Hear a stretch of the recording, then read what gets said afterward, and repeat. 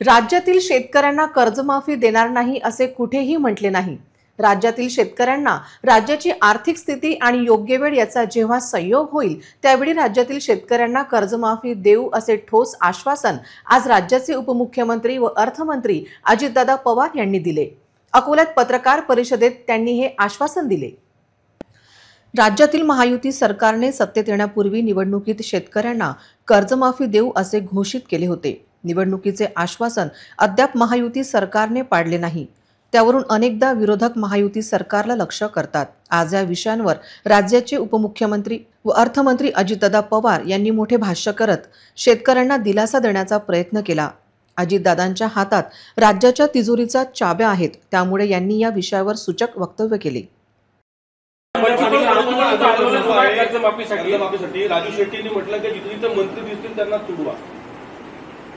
राजू शेट्टी म्हणले तिच्या सभेला खर्च करून तिथे उपोषण चालू आहे अमरावती। आपल्याकडं हातात कायदा कुणाला घेता येत नाही। संविधानाने हे राज्य आणि हा देश चालतो।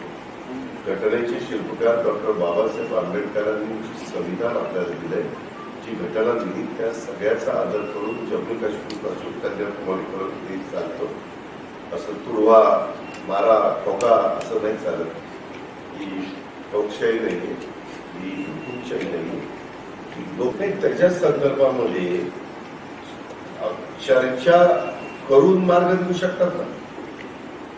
या संदर्भामध्ये शेतकऱ्यांना कर्जमाफी देणार नाहीच असं सरकार कधीच म्हणलेलं नाही। योग्य वेळी शेतकऱ्यांना कर्जमाफी दिली जाईल। शेतकऱ्यांना त्रास देणाऱ्या बियाणे विक्रेत्यांवर गुन्हे दाखल करा असा आदेशच आज उपमुख्यमंत्र्यांनी दिला। यावेळी त्यांनी राज्यात कुठल्याही प्रकारे बियाणे खत विक्री करताना शेतकऱ्यांचा छळ झाला तर संबंधितांवर गुन्हे दाखल करा असा आदेश दिला। बियाणे आणि खतांची लिंकिंग करत शेतकऱ्यांची लूट होणार नाही याची दक्षता कृषी विभागाने घेण्याचा आदेश त्यांनी दिला। जर तुम्ही खत तयार करणारे किंवा बियाणे तयार करणाऱ्या कंपन्या असल्यास तुमच्याकडनं बियाणे येत असताना खत विक्रेत्याला बियाणे विक्रेत्याला जर तिथं हे आमचं बियाणं घेतलं तरच आम्ही तुम्हाला ते बियाणं देऊ, हे खत घेतलं तरच आम्ही तुम्हाला ते खत देऊ असं जर लिंकिंग करत असतील तर ऐका साहेब, आता प्रश्नाचं उत्तर देऊ। तर ते लिंकिंग करत असलं तर ती गोष्ट त्या खत विक्रेत्यांनी किंवा बियाणे विक्रेता दुकानदारांनी कलेक्टरला ताबडतोब करायची।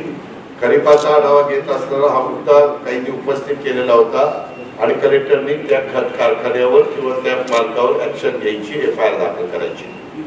जर ते कस्टम म्हणजे आमच्या बळीराजाला तो दुकानदार तसं करायला भाग पाडत असेल की तुम्हाला मी हे खत देतो, तुम्ही ते खत घेतलं तर त्याच्याही बद्दल त्या दुकानदाराचा परवाना रद्द करण्याचा आणि त्याच्यावर पण कारवाई करण्याच्या बद्दलचं सक्त सूचना कृषी विभागाला खरीप पूर्व हंगाम बैठकीमध्ये सरकारने आम्ही लोकांनी दिलेल्या आहेत।